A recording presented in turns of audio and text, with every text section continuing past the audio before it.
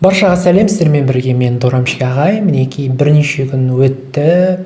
Игра в кальмара 3-ші сезон шықты, соңғы сезон. Осы дорамаға байланысты обзор түсіргім келген өзім даусыммен, одан кейін жалпы дорамадағы видеоларды алып шығарсам деген едім, бірақ өкінішке орай авторлық құқыққа байланысты Netflix өте көп өшіріп отырады. Кішкене болсын салып жіберсең, сондықтан да өзім шығып отырмын. Бүгін Игра в кальмара 3-ші сезонға обзор түсіремін. Жалпы бірінші сериядан 6-шы сериясына дейін, өзі 6-ақ серия 3-ші сезон. Ноутбугыммен жазып алғам, сондықтан да кейбір жерлерін ноутбугымнан қарап отыруым мүмкін, алдын ала кешірім сұраймын. Бізде 2-ші сезон досын өлтіреді, сонымен бітіп қалады. Сонымен 3-ші сезон басталды. 3-ші сезон 246-шы ойыншыдан басталады. Егер естеріңіз болса, оның науқас қызы болатын, сондықтан да ойынға қатысып бастаған.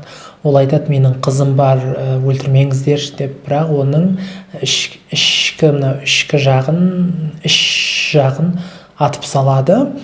Ал 456-шы ойыншыны Кихунды ойыншылардың қасына алып келеді. Әрине, ол тірі. Шынымды айтайын, детектив жағын мен көбінесе өткізіп көрдім, өткені өте скучно, тек бір жерде жүреді.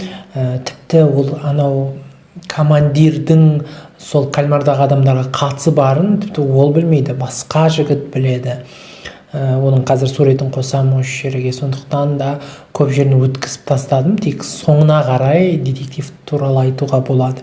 Ал бұлай детектив ештеңе жасаған жоқ. Былшырап жүрді, бұлай айтқанда. Сонымен 456-шы ойыншы Кихун ойында бар. Сонымен қызыл киімдегілер келіп, 35 ойыншының ойыннан шыққанын, тек қана 60 ойыншының ғана ойында қалғанын айтады.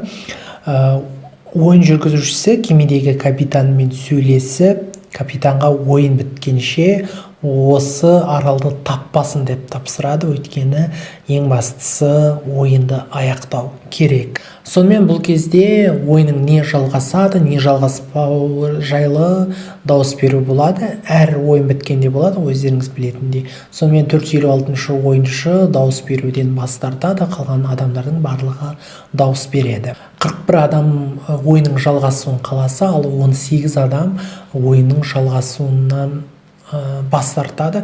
Дегенмен енді көпшілік қауым әрине ойынның жалғасқанын қалағандықтан ойын жалғасады.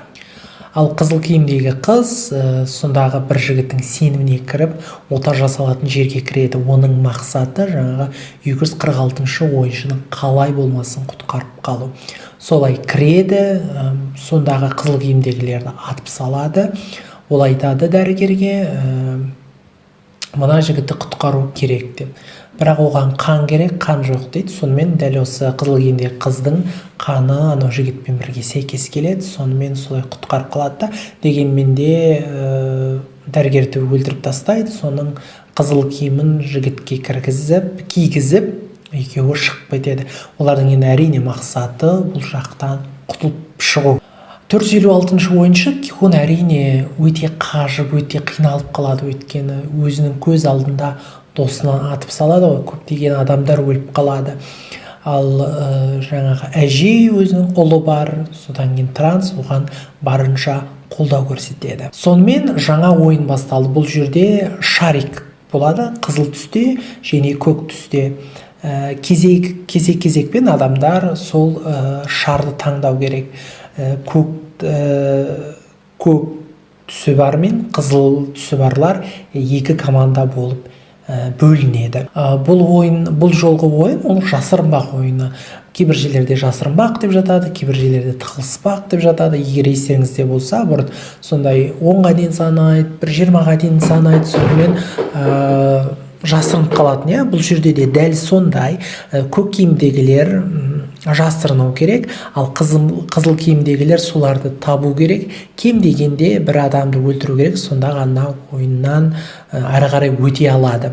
Мынау қызыл киімдегілерге қанжар береді, оларды пышақ береді, оларды өлтіру үшін. Дегенмен де ойын басталмас бұрын қызыл киімдегілер мен көк киімдегілер ауысып алса болады. Сол кезде үлкен әжей қызыл киімдегі болған еді, сонымен ұлымен екеуі алмасады. Одан кейін жүкті әйелде қызыл киім болған, ал 333-те оның жаңағы баласының әкесінде көк болатын, сонымен екеуі де солай алмасады.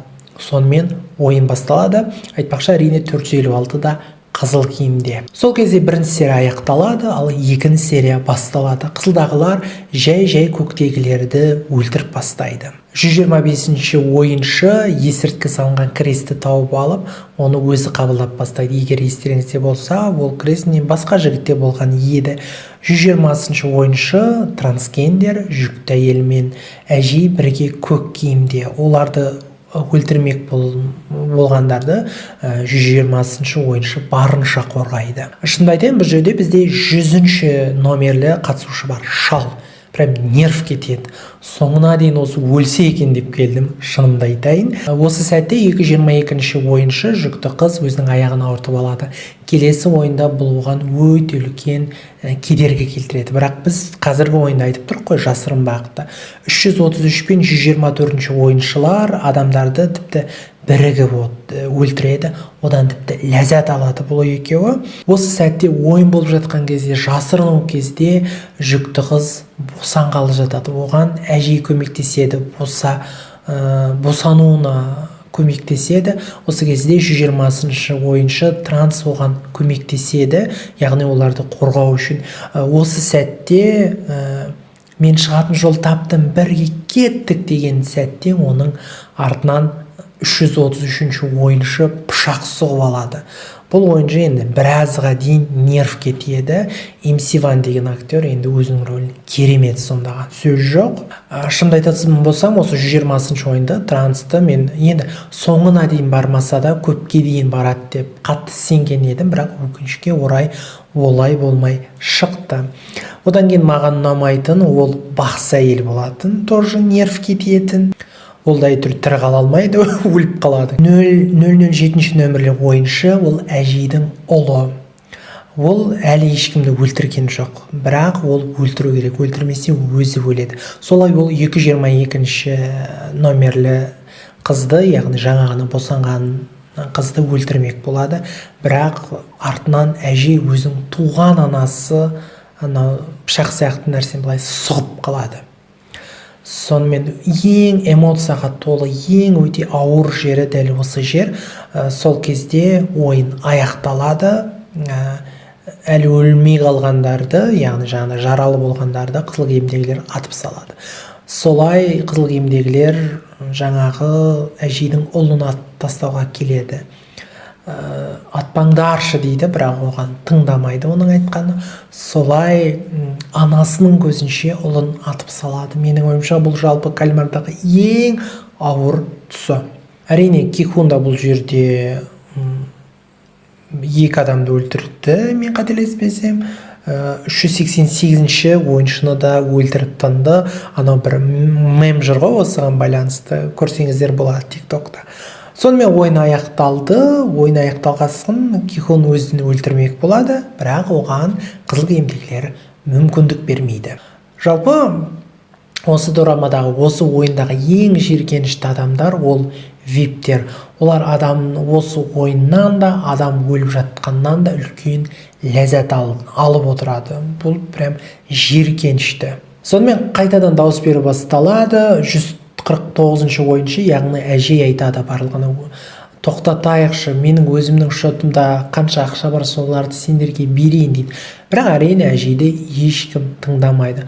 Бұл жолы 456-ші ойыншы бұл жолы да дауыс беруден қалыс қалады. Сонымен бұл жолы 25 қатысушы, 16 адам ойынды жалғастыруды қолдаса, 8-і қарсы болады. Кихун бас тартады. Осы сәтте әже 456-ші ойыншыға келіп, жаңағы балалы болған әйелді қорғауын, қолдауын сұрайды. Содан кейін ол өзіне қол салады. Өйткені баласын өлтіргеніне ары қарай шыдай алмайды. Сонымен 24 қатысушы қалады. менің ойымша ең ерекше, ең қызық қатысушылар дәл осы екінші және үшінші серияда қайтыс болды. Ол жаңа әжей болсын, оның ұлы Канханель рөлін нешінші еді, ұмытып қалып тұрмын. Одан кейін Транс, әрине, сондай қызық кейіпкерлердің барлығы осы екінші серияда өліп қалды. Үшінші серияда да енді қызық ойыншылар да солай өліп кетеді, өкінішке орай. Осы кезде мінеки мына жігіт суреттегі метрода адамдармен ойнаған бар ғой, Конью оны сомдаған. Сонымен теңіздегі кемедегі командирдің екеуінің жақын адамдар екенін біледі. Сонымен сен біреудің үйіне баса көктеп кірдің, бірдеңе ұрламақ болдың деп оны полицейлер ұстап алады, алып кетеді. Ол барынша түсіндіреді, бірақ оны ешкім тыңдамайды. Сол полицейлерден әрең дегенде құтылады. Соның ішінде қашып жүріп, сонымен ол детективке хабарласады. Анау командир жай адам емес деп. Бірақ тыңдайтын детектив па? Жоқ. Ол өзімен өзі қуып жүреді, әйтеуір білмеймін. Тыңдамайды да даже оны. Сонымен үшінші сезондағы ең қызық ойын басталды. Бұл жолы бір емес, бірден екі кукла. Кальмардың символына айналған қызыл кукла және жігіт кукла. Бұл жолы ойыншылар арқан жіптен секіре отырып көпірден өте білу керек. Жалпы ойынға 20 минут қана уақыт береді. Кихун 222 ойыншыға бірге ойнауға ұсыныс айтады. Баланы сосын алсаң болады дейді. Бірақ қызыл киімдегілер айтады, осындағылардың барлығы қатысушы. Сонымен сәби де ойыншыға айналады. 222-ші ойыншы, жаңа балалы болған әйел, Кихунға өзінің баласын тапсырады. Сонымен екінші болып Кихун жаңағы өту керек. Баламен бірге, сәбимен бірге, сәтті түрде әрине одан өтеді. Кихон қайтып келіп 202-ші ойыншыны алып кетуге уәде береді. Ал 222-ші ойыншының аяғы жарамайды, өйткені өткен ойында ол аяғын жарақаттап алған, қатты ісіп кетеді. Ал 333-ші ойын не істейді? Сүйіктісіне де, баласына да ешқандай көмек бере алмайды. Бір минут қалған кезде Кихон Чунхиге бармақ болады, оны құтқару үшін. Бірақ ол жаңағы 222-ші әйел одан бас тартады да, сонымен ол тек баласын құтқарып қалуды ғана сұрайды. Сонымен ол секіріп кетеді. Солай ойыннан шығады. Ұйымдастырушылардың бірі жаңағы қызыл киімдегі әйел 246-ші ойыншыны құтқарып қалғанын біледі. Ал олар болса бұл жақтан қашып кетуді ойлайды. Ал енді ойында 9 ғана қатысушы қалды. Кішкентай сәбиді санаған кезде. Ол да енді жаңа айтып өткендей ойыншылардың қатарында. Енді детективке оралайық. Кемедегі командир жүргізушіге хабарласады. Барлығы белгілі болды дейді. Ол детективтердің бәрін қырып салады, біреу ғана тірі қалады жүргізушінің іні. Сол кезде капитанның өзі де мерт болады. Ал енді қатысушыларға келейік, ойынға келейік. 9 қатысушы, олардың барлығы финалға өтті. Егер естеріңізде болса, бірінші сезонда 3 қатысушы қалады, сол жерде костюм киіп алып, керемет тамақтар жеп жатады ғой. Бұл жолы дәл солай болады, бірақ мұнда 9 қатысушы. Бұл жолы ойыншылар ойыннан кім шығу керектігін өздері таңдайды. Ұйымдастырушылар айтады, кем дегенде 3 қатысушыны шығарып жіберсеңіздер, 6 адам жеңіске жетіп ақшаны алып кете алады дейді. Бірақ ішінде кейбір ойыншылар тоймай, тіпті одан да көбірек қатысушылардан құтылуды ойлайды. Ойыннан бұрын әрине тағы да дауыс беру болу керек қой енді. Ойын жалғасу үшін 9 адамның 8 ғана дауыс береді, 9-шысы өйткені сәби. Сонымен 5 адам ойын жалғасса дейді, ал 3 адам қарсы болады. Сонымен ойын басталады. Ал қызыл киімдегі әйел 246-шы ойыншыны кемеге салып алады да, екеуі бірге кетпек болады. Сол кезде ұйымдастырушылардың бірі қызыл киімдегі әйелге рацияға хабарласады. Егер 246-шы ойыншыны қайда баратын, өзінің қызына, сырқат қызына баратын білетін айтады. Сол кезде қызыл киімдегі әйел 246-шы ойыншыны тастап өзі ұйымдастырушыға қайтады. 3 адамды алып тастау үшін ойыншылар ақылдасады. 100-ші ойыншы 456-ші ойыншыны сәбимен бірге және 125-ші ойыншыдан құтылайық дейді. 6 қатысушы бірігеді. Осы кезде түн болған кезде жүргізуші 456-ші ойыншыны Кихунды шақырады. Кихунға қолына қанжар беріп, олардың бәрін өлтіріп тастасаң болады, солай жеңімпаз бол дейді. Дәл сол кезде Кихун жүргізушінің 001 екенін біледі. Яғни Ли Бен-хон екенін біледі. Сондай өте қатты ашулы болады. Содан жүргізуші бұрынғы кезін еске түсіреді. Ол 132-ші нөмірлі ойыншы болғанын көрсетеді бізге. Ол дәл солай өзінің қарсыласын қанжармен пышақтап тастаған. Ал қолына қанжар алған Кихун расымен адамдарды өлтірмек болады. Бірақ көзінде бірінші сезонда қыз елестейді. Ол 67-ші нөмірлі болған еді. Ол Кихунға былай дейді: олай жасамаңыз, сіз ондай адам емессіз дейді. Сол кезде 456-ші ойыншы өзін тоқтатады. Жүргізуші детективпен байланысады, тоқтататын уақыт келді деп айтады. Ол інісіне ойынды тоқтатуға тырыссаң, өлуіңе тура келеді дейді. Осы кезде қызыл киімдегі қыз қайтып келеді. Ол өлудің алдында болады, бірақ ол ұйымдастырушылардың бірін атып салады. Сол кезде соңғы ойын басталады. Соңғы ойында бізде үлкен 3 тас болады. Бұл жолы 15 минут беріледі.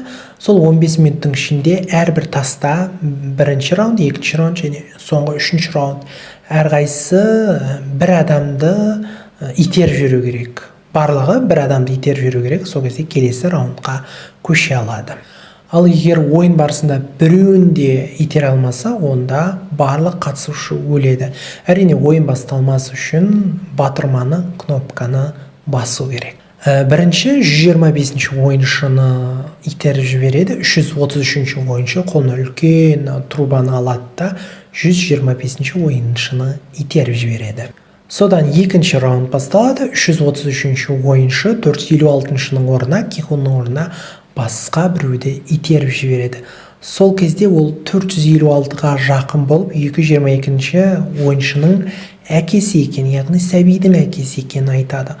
Ойыншылар арасында төбелес басталады. 333-ші ойыншы 350-ші ойыншыны итеріп жібереді. Кихун балаға тиіспек болған адаммен төбелесіп жатады да оны пышақтап өлтіріп тастайды. Бұл жерде 333-ші ойыншыға рахмет, нерв кетеді. 100-ші ойыншыға шалды итеріп жібереді. Ал қатты қорыққан 039-ші ойыншы өзі құлап түседі.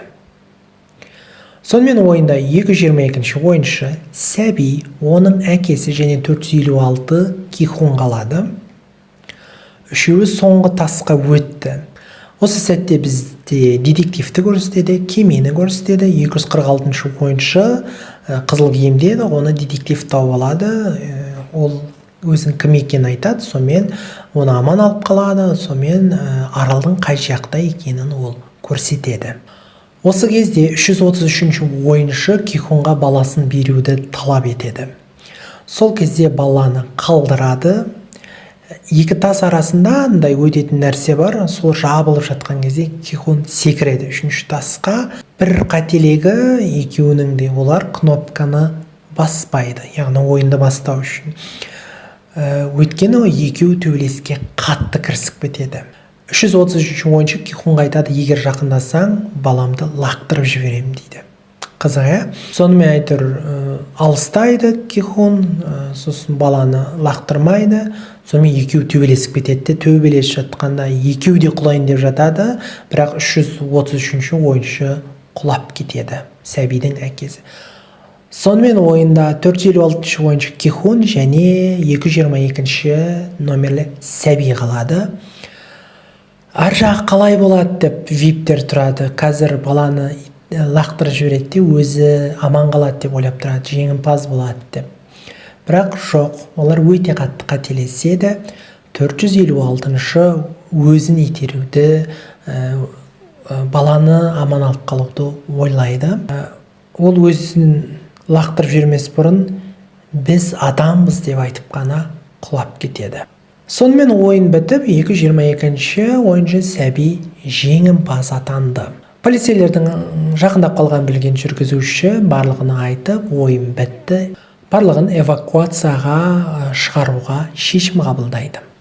Жүргізуші сәбиді алып кетіп қалады, ойын алаңы түгелдей отқа оранады. Сонымен тірі қалғандар кішкентай сәби, 246-шы ойыншы және қызыл киімдегі әйел. Олардың қатарында әрине қызыл киімдегілер бар, детектив бар, жүргізуші бар, виптер бар. Соңы қызық, былжырап түк бітірмеген детектив соңында байға айналады, өйткені 222-ші сәби мен ақша бар карточканы оған тастап кетеді. Жүргізуші Америкаға келеді, Америкада Кихонның қызы тұрады, соған карточканы қалдырады, ішінде ақшасы бар. Сол сәтте дәл метродағыдай ойынды американдық әйелмен бір адам ойнап жатады. Менің ойымша бұл кальмардың американдық нұсқасына намек. Осылай 3-ші сезон аяқталды. Меніңше әр адам әртүрлі айтып жатыр ғой. Менің ойымша ең бастысы бұл адам деген ақша үшін көп нәрсеге барады. Тіпті өлтіруге де баратынын көрсетеді. Бірақ мен адаммын дейтін де, адам құндылығын айтатын да жерлер бар. Мысалы, Кихон соңында ол біз адамбыз деп өліп кетеді, сонда жерлер бар. Сондықтан да менің ойымша көп нәрсені түсіндіретін дорама, түсіндіретін сериал. Сондықтан да өте ерекше дорама болды. Менің өз басыма өте ерекше есте қалды. Американдық нұсқа шыға ма, шықпай ма, оны енді беймәлім. Дегенмен де кальмар енді Кихонсыз қызықсыз секілді менің ойымша. Сіздерге қалай болды? Ойларыңызды бөлісіп кетіңіздер. Егер ұзап кетсе, мыжып кетсем кешірім сұраймын. Обзор ұнаса лайк басып, пікір қалдырып, ардама тіркелуге шақырамын.